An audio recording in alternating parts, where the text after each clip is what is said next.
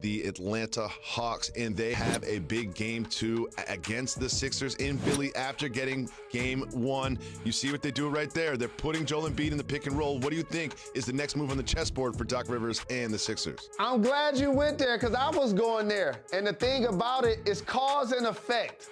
We have Trae Young with basketball. We have Bogdanovich with basketball. Joel Embiid's man is now going to come set the screen. Either A, they're going to shoot the 3, either B, they're going to drive and kick to somebody else, or either Trae Young is going to shoot a floater or throw a lob to Collins or throw a lob to Capella.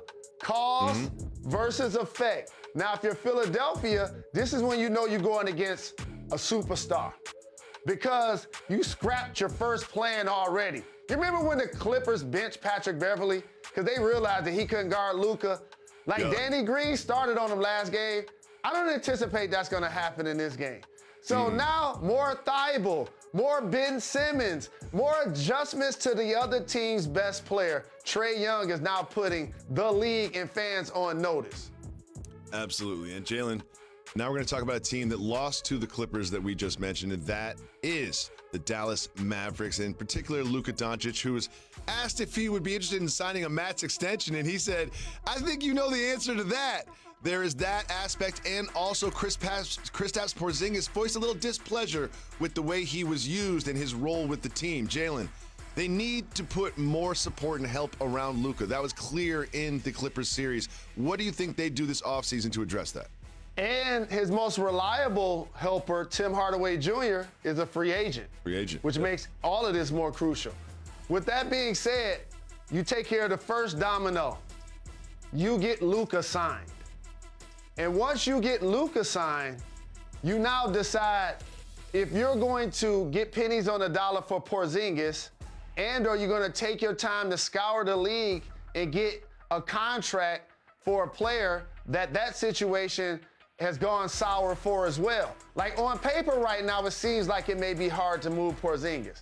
But when you start looking around the league and start trying to match up salaries of players, there's ways to do this.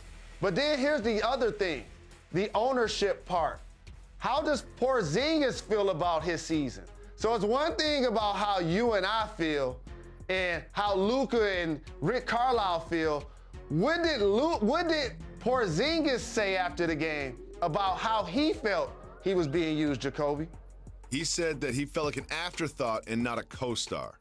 And sometimes you got to look in the mirror. Like, he needs a close friend. Like, he needs a close friend to pull him aside and be like, no, you're not the co-star. Do you see Luka Doncic out there?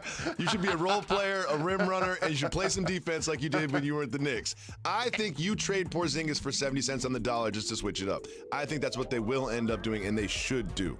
But what ends up happening as a player, the older you get, the pecking order on the board changes. So it's like you're Anthony Davis, best player in New Orleans, second best player with the Lakers. You're Paul George, you're best player here, and you're second best player here. So now for KP, I think what has happened is he is now shown that he can't be the second best player on a championship caliber team.